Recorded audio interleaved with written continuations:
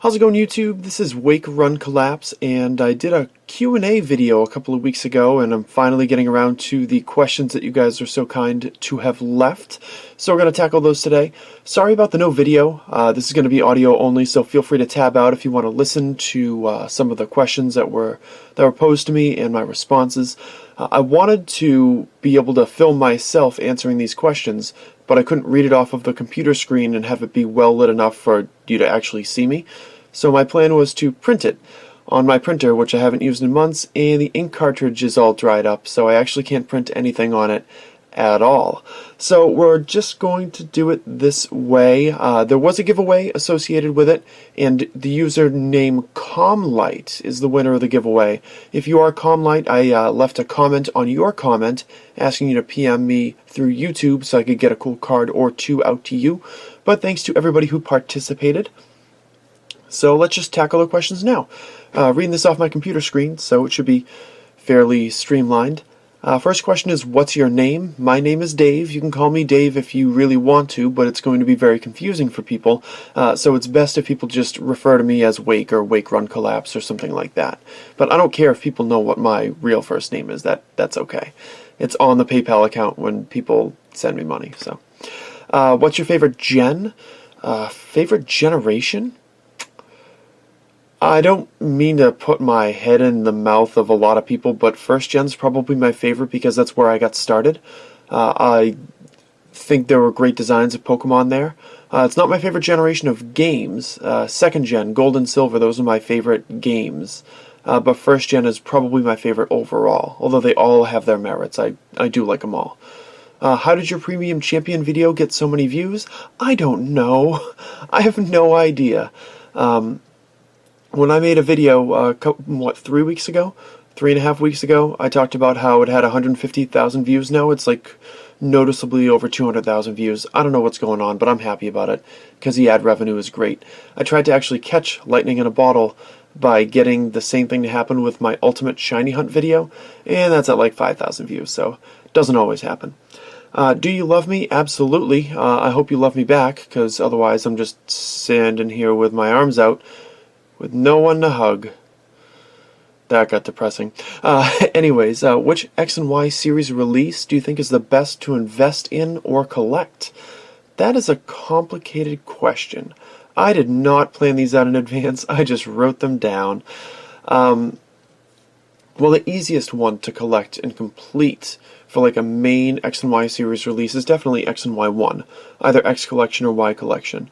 They didn't have ultra rares in them. There's only 3 secret rares per set, so they're definitely the easiest to collect. The best to collect kind of depends on how you value cards and what you're looking for most in your own collection or your favorite cards or things like that. Bandit Ring is a crazy one to collect. 20th Anniversary is a crazy one to collect. I know that's not really a main release, but they've got tons of full arts inside. But they can be very expensive to collect. Now, as far as the best to invest in for a Japanese set, Phantom Gate had a lot of playable stuff in it. So if you've got a market for that to be able to sell those cards, then that's always an option. But as far as investments are concerned, I mean, Wild Blaze is a good one because a lot of those cards will become expensive as the set gets rarer and rarer. Phantom Gate's the same way. A lot of X and Y5 and X and Y6 just got like crazy overprinted, so I really wouldn't say that. And then anything more recent than that, it's kind of too new to tell. So I hope that answers your question a little bit. Will you be doing your usual case of the next Japanese set coming out? Not really. I haven't got it set in stone yet. Right now I've got 10 boxes of Collection Sun, 10 boxes of Collection Moon, and like the trainer box and some other goodies coming. I might up it to 20. I really don't know yet. Right now I'm planning on sticking at 10, but I really like what I've seen so far from the expansions. And with the extra growth to my channel, I feel like I can sell more. And with the fact that they've released a bunch of different GX cards, I think there will be a lot of variety to be able to provide to you guys. So there is some extra incentive for a full case, but we'll see what happens. Have you seen The $2,000 Golden Pikachu recently released in Japan. I have not seen it in person because I'm not buying that thing, but it is really cool. And kind of a cool idea, too. Because, I don't know, what was its... I saw somewhere that its value in actual gold was like $1,100 or $1,200 based on the market value, so it's not like an insane markup, given how rare and cool the card would be, but it's not something I'm interested in owning. It's just cool to look at. What got you into Pokemon in the first place? There were a couple of upperclassmen. Well, I was in 8th grade, so not really upperclassmen. They were like sophomores in high school, who were playing the games. And I wanted to kind of like get in with them. Not like get in with them, but I wanted to strike some common ground with them. So I got interested in the games. I kind of messed around with it a little bit when they had them, and then I ended up getting my own. And then I started watching the anime, but the TCG love came a lot later. Like, I bought a few packs here and there of English first-gen releases at like Toys R Us and stuff like that, and I continually played the games the whole way through, but I didn't get into the TCG really until Japanese in 2012. What's my favorite card? A lot of you will know this one. It's the Groudon EX Full Art from Hail Blizzard from Black and White 3. I don't think it's ever going to be topped. It's kind of like when you have a favorite movie. Like, my favorite movie is Memento. I don't know that even if I see a movie that I like better than it, I don't know that it'll ever like top it as like my favorite, because it's been so ingrained as being my favorite for a while. Same thing with Coldplay being my favorite band. I don't know that that's ever going to change. Even if they make like crap music in the future, their good stuff is good enough that it kind of like keeps it at that spot. I hope that makes sense. If you could be a Pokemon for a day, what would you be and why? If I could be a Pokemon for a day. It'd be pretty awesome to be a Gengar. It'd be pretty awesome to be a Gengar. You could do pretty much anything you wanted to. Although being a Lugia would be pretty fierce too. Because you'd be able to fly, get that Aeroblast power. Man, there's a lot of good options there. Yeah, you know what? I'm going to go with Lugia. Lugia would be sweet. What prompted you to make a YouTube channel? Well, I was interested in Japanese cards before I was interested in making a channel. But watching a lot of the videos from the Cat's Meowth got me interested in actually filming the stuff that I had. And I never planned for it to be like some big thing. I was hoping that some people would find it enjoyable, but I never thought I'd be, on the precipice of 15,000 subscribers like I am now. What's your job? I can't tell you too much about my job. I can kind of tell you my job. I'm a customer service manager, which is like a front-end manager at a grocery store. It's a salaried position. It's a lot of hours. Generally, it's 50 hours a week. It can be significantly more, depending on what's going on. It's listed as being a 42-hour-a-week job, but that's a pipe dream. That never happens. And that kind of has to take precedence sometimes. So if I do vanish from time to time from the channel, that's why. I'm not ignoring you guys. When are you doing another giveaway? Which is asked on a video that contained a giveaway. Well, I posted a Twitter giveaway on Saturday because I'm noticing that it's getting kind of difficult to get responses from people on YouTube. So maybe the directness of Twitter giveaways will be better. But I might try to do a little bit of each. I'm giving away a Diancie EX and Altaria EX in English on there. Yeah, that's what I'm giving away. So I'm going to try to do more giveaways in the future because it seems to be a good way to give back to the community. I just have to find a good way to consistently do it. Tell the origin of the Wake Run Collapse beard? Gladly. You know who the Boston Red Sox are? They had all this beard power stuff going on and this no shave to support them kind of thing. Back in 2013, so in August or September of 2013, I decided that I wasn't going to shave and I was just going to grow out the beard. And as it turns out, I grow a really awful mustache, so that's why the chin strap beard is there. And they won the World Series that year, so I decided I was going to keep it. And ultimately, I like my face better with the beard rather than without it. I look like a little kid without it. Even though it's red and my hair is brown, I don't really care. I think it's cool. So that's the origin story of the beard. A while ago, next question, I didn't actually say this is my next question. A while ago, you bought an enormous collection which included English cards. You said you wanted to keep them to see what you would do with them, and whether you wanted to collect English cards. What are your thoughts on this now? What a thoughtful question. So, I like that other people like English cards. I like watching English openings from time to time. There are a lot of people in this community who post exciting English openings that I will watch. But they're not for me.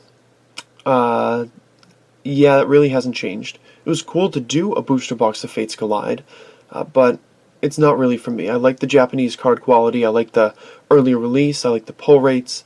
I like everything about Japanese collecting, really. So that's gonna be my little corner of the Pokemon TCG on YouTube, and I'm glad I'm able to bring that to some other people. What's your favorite dish or meal? There's a few that I like. I will always eat pizza. I will always eat pizza. In fact, I've eaten pizza the 2 nights before this. So, I had bacon and pineapple, and then I had like a Chipotle barbecue pizza before then. So, I'll always eat pizza. Fried haddock is really good, too. I love fried haddock. There's a reason my girlfriend calls me dumpster. It's because I'll eat everything and anything. I won't eat scallops and I won't eat pork belly because I don't like the texture of them, but I'll eat pretty much anything else. What's your predictions for Sun and Moon? Like pull ratios, what the packs are going to be like, etc. Well, there's 30 packs in a booster box, and we don't have a full set list yet. So I'm thinking that there's probably going to be like, I'm going to say 4 GX cards or better in a booster box, which I know is similar to what we were doing in 20-pack boxes at the end of the X and Y series, but I think it's going to be something like that, like maybe 3 EXs, Force of Habit, 3 GXs and a full art per box, something like that. But I hope that they're going to boost the holo pull ratio in the holo set list too. I would really like to see them have like 12 to 15 holos in each set. I don't necessarily think it's going to happen. I think they could, knock down the pull ratios to 1 every 3 packs for holos or better. But ultimately, that's my hope. Yeah, that's my hope. Have you ever played the Pokemon video games? Yep. Not all of them. And I'm not really playing them now. I own Sun and Moon, but I'm not playing them until like 2017 after I'm done with Final Fantasy 15. I played X, beat X. I own Y, but never played it. And I played like a couple of gyms out of Omega Ruby and Alpha Sapphire. It's just tough to find the time. Sun or Moon, pizza or burgers, daytime or nighttime? Ooh, decisions. Sun or Moon? I'd probably play Pokemon Moon first, because I do like Lunala, and I like the idea of Pokemon Moon, even though the backwards time frame is a little weird. Pizza or burgers? Pizza. I'm getting back into burgers. I have a crown as a front tooth, so I'm a little wary about certain burgers, but I am getting back into burgers, but pizza takes the proverbial cake. And daytime or nighttime, always going to be nighttime. I love doing stuff at night. Are you mainly just interested in collecting the TCG, or do you play the main series games as well? It's mainly TCG these days. It's mainly TCG. I would like to find time to play the games, because the games are cool. I just don't get the chance. And if you do play, which game is your favorite? Pokemon Silver is the one that I put like hundreds and hundreds of hours into. That was a game that I would play in the car all the time when I was driven around places, because I wasn't quite old enough to drive yet. So if we would go on trips or, elsewhere throughout the state, not that Massachusetts is a big state or anything, I would always have my game. I would always play it. What's the hardest part about being a content creator for such a specific audience? Well, I can talk about a couple things that are hard about it.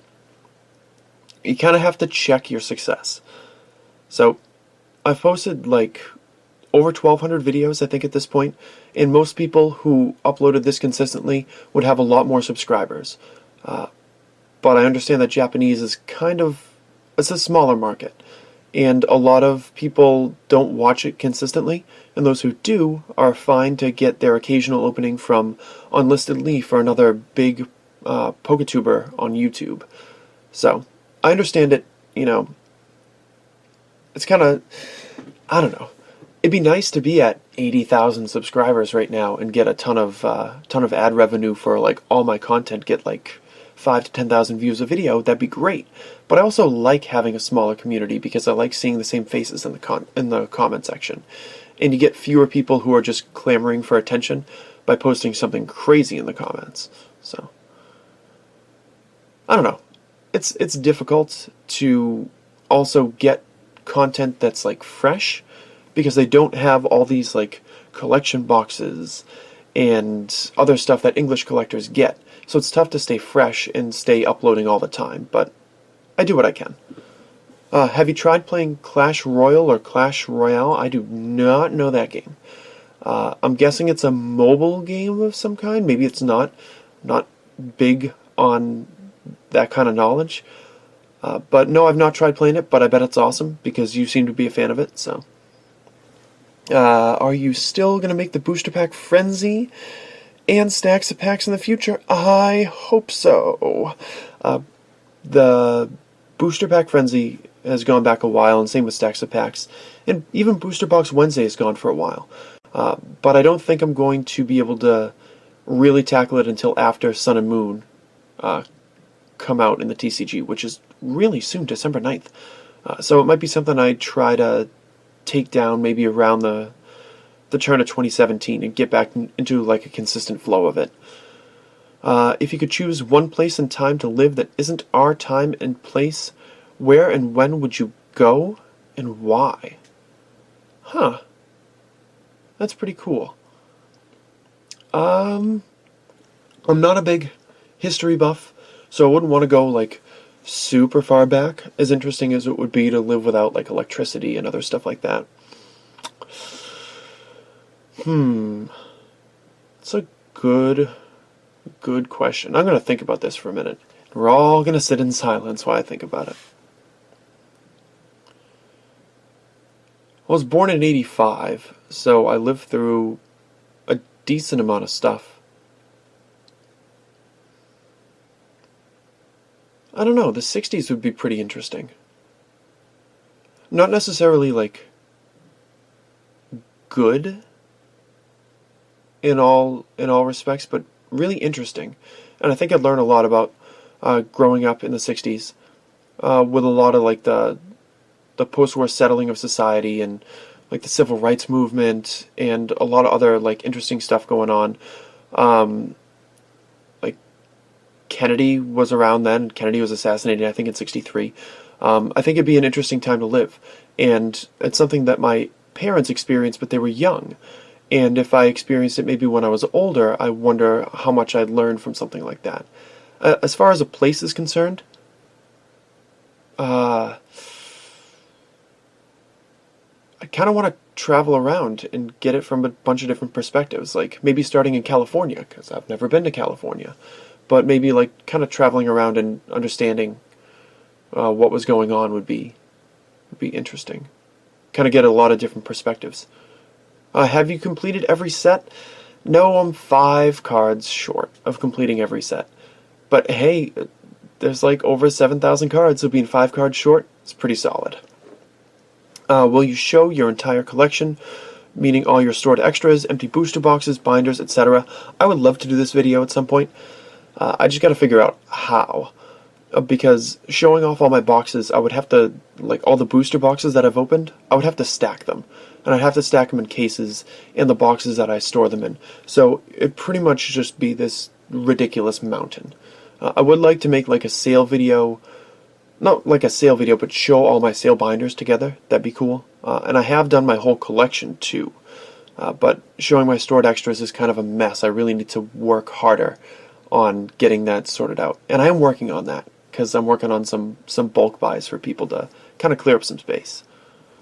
What do you think about the new GX cards coming in the Sun and Moon sets? I like EX cards.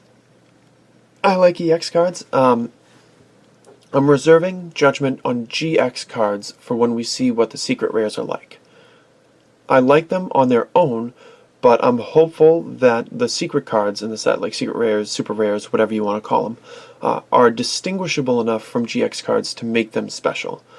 Because otherwise, GX is kind of like an EX coupled with an ancient trait, because I don't really play the game. I don't care about the mechanic of the GX attack. So I'm hopeful that they can really step it up with their full arts or whatever it is that they use. But until then, we'll wait and see on GX cards. Just a few more questions to go. I know that this video is running pretty long. What are your thoughts about Gen 7? How do you feel about the new Pokemon? Well, I like the new Pokemon. I wasn't a fan of them when I first saw them, but as I'm seeing them more frequently, I think I'm a bigger fan of it. I don't know that I necessarily agree with the idea of the Alolan forms, even though the Vulpix and Sandshrew are oh so cute, because it seems like they're kind of gimmicking the crap out of Pokemon now. I don't know a lot of the new Pokemon yet, but I'm getting used to them, and I definitely like the Ultra Beasts. Those are cool. And the starters. But aside from that, I'm still feeling it out. I'm still learning, what their names are and who they are. I'm going to blow some of the Sun and Moon openings. There are some of these names that I'm not going to know. What's your biggest fear? What's my biggest fear? I used to say my biggest fear was being forgotten. But I don't know if that's true anymore. I think my biggest fear is dying full of regret. Not to get super dark on you guys, but to get to the end of life and be unfulfilled or be like, wow, all these important things that I should have done, I didn't, and now there's no time. Because they say that you can't go back to the beginning and make a new beginning, but you can start from right now and make a new ending. But if that were to run out on me, that's my biggest fear, is not having done the kind of things that I think lead to a fulfilling life. And what that means is entirely up to the individual. If you feel that you're leading a fulfilling life, then that's great, and I hope that you continue to feel that way. But if you're not, what are you doing? What are you doing? There's so many opportunities to do cool stuff, and if you're doing stuff that you don't like or in a situation that you don't want to be in, aside from being if you're 12 years old and you don't like your parents, yeah, you're kind of stuck with that for a few years, but you got to make the most of the situation and find things that are gonna contribute to your own happiness. So you have to find out what that means to you. Now, for me, I still got to work on me, but I'm working on it. Have you ever thought about just going crazy when the new set comes out as you do, and then just cool off uploads like you have done this time when it's time for the English set to release? I have. There was a PokeTuber called Poketernity who mostly just did the main releases and uploaded and then vanished for a while. And then the new set would come out and he'd upload again. And he was really cool. I would like to do that in a way, but I'd also, I don't know, it'd be weird to disappear for so long. I think I would do that out of necessity if I had to. But I'd like it to not be a necessity. And last question, have you ever considered doing pack battles with other YouTubers for extra videos? I have done a couple of pack battles here and there. Most recently, I think I did one with Leonhardt, but I don't do them as a general rule of thumb. I like pack battles to watch, but they're tough to sort out, because you have to get the same stuff, you have to upload at the same time, and then when you upload a pack battle, all these folks will come out of the woodwork requesting you to pack battle them. And I don't want my channel to be a request zone for people to be able to share subscriber bases. I know that's weird to say, but I would actually feel weird asking Leonhardt to do a pack battle with me now, because the dude's got 60,000 subscribers. Way to go, obviously, you rule, but I wouldn't want to piggyback on his success just by asking for a pack battle now. When we did the pack battle, we were pretty similar, and he's blown up since then, so I think it's cool that we did it at the time that we did. But you get requests from people who have 3 subscribers, and maybe you're not sure that they're going to upload, or why they're uploading in the first place. Because, yeah, it'd be great to have 3 subscribers on your channel and then suddenly turn around and have 60, because you got a bunch of people sent over from somebody else's channel. But I enjoyed building it up from where I was, because it gets people interested in your content solely for you. To expand on this a little more, because clearly I'm not shutting up. Looks at the time frame of the video. I did a booster box opening of Pulse of the Frontier, I think, when I was first starting out. And it was a lot of fun. And I found like new people coming to the channel because I did a box opening that others weren't doing. And I did channel content that others weren't doing. And that was like fresh and exciting to me. You would see like new names come by or old names just being like, I've been subscribed for a little while, but this is awesome. Can you keep doing this? And it was like this encouragement to continue to find my voice. And now I do case openings for Japanese stuff too.